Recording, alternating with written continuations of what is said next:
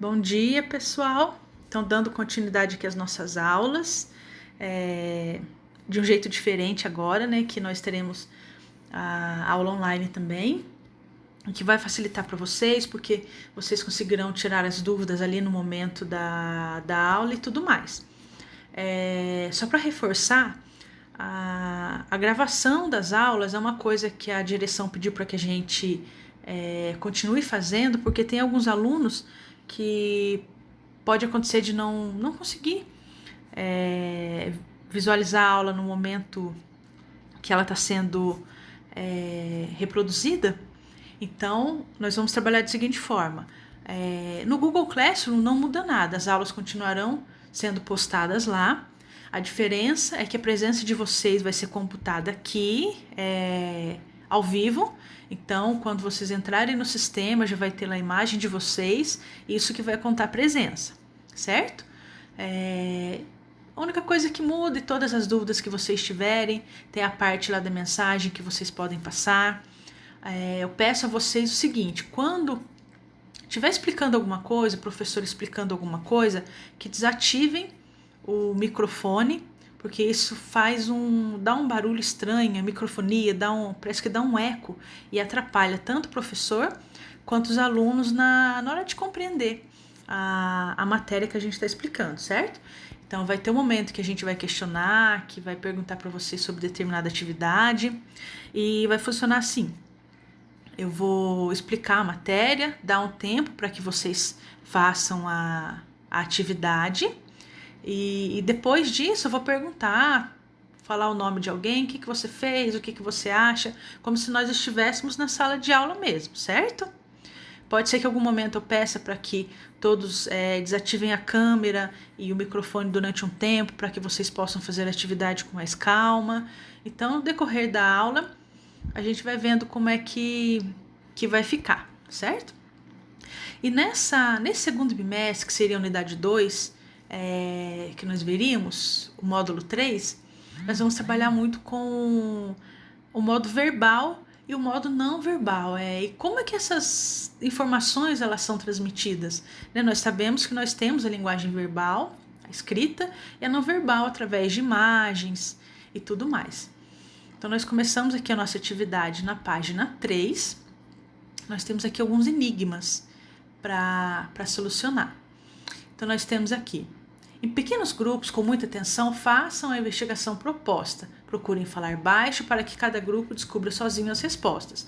Então, não teremos como fazer essa atividade em grupo. Dando continuidade, então. Uma curiosa investigação. O dono de uma pousada tinha uma coleção bastante original de objetos estranhos, sem utilidade prática, como uma panela sem fundo, uma camiseta sem abertura para a cabeça, um martelo sem cabo, um pente sem dentes e tantos outros. Esses objetos ficavam espalhados pela pousada no meio de outros que eram efetivamente usados para fins práticos. Um dia, o dono da pousada teve uma surpresa bem desagradável. Havia sumido um dos objetos da coleção, uma inutilidade de grande valor afetivo, exposto na recepção. Examinem com atenção uma foto do local tirada um dia antes de se constatar o desaparecimento do objeto. Então, nós podemos verificar aqui vários objetos. Temos aqui calendário, temos mesa, telefone, relógio, flor, temos a poltrona, certo? Então, a pergunta aqui: qual foi o objeto que sumiu? Então, de início, vocês não vão conseguir ter essa resposta, que vocês terão que avaliar o restante das alternativas aqui, certo?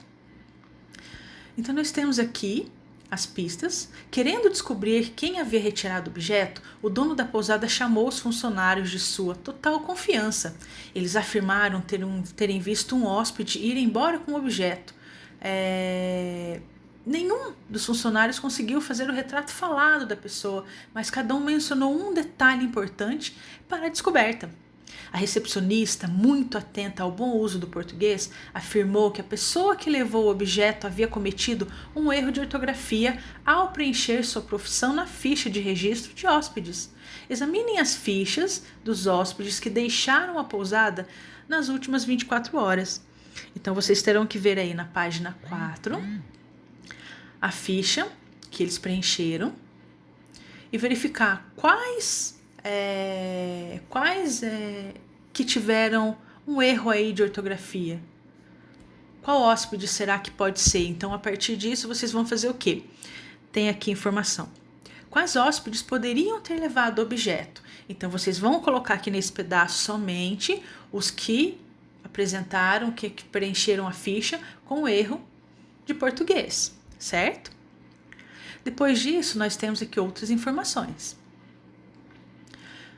O segurança que tomava conta da porta principal da pousada também viu a pessoa deixar o local com o objeto. Teve a ideia de consultarem as gravações da câmera, mas tiveram uma surpresa. Não se podia ver nenhuma imagem nas últimas 24 horas.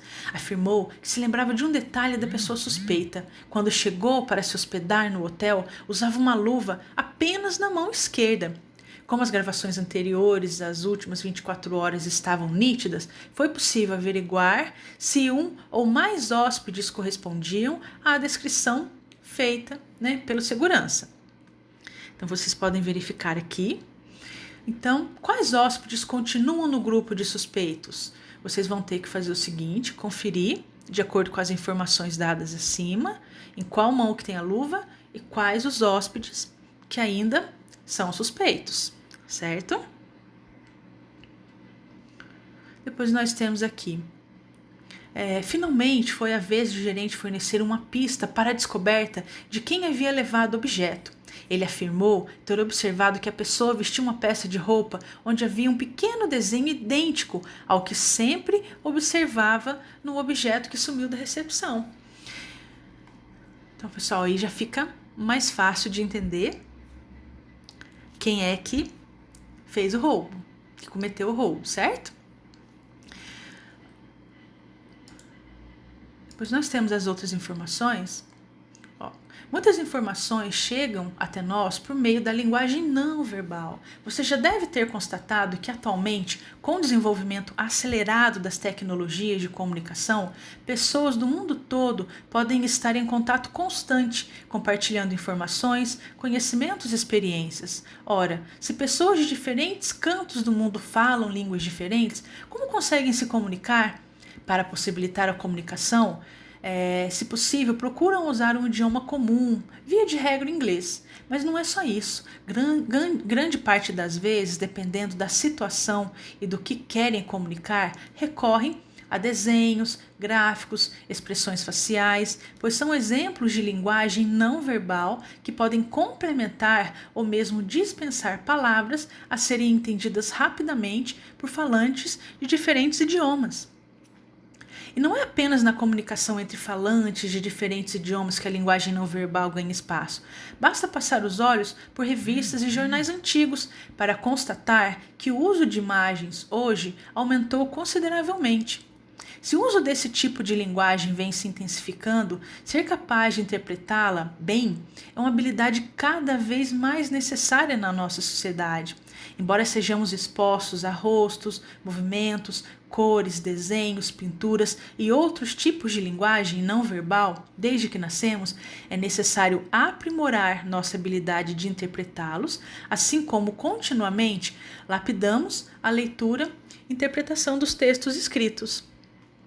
Então, pessoal, nós podemos verificar aqui que a linguagem não é só a linguagem escrita. Nós temos o que? A linguagem das figuras, das gravuras, certo? Então, tudo que transmite alguma informação, alguma mensagem, é uma linguagem, certo?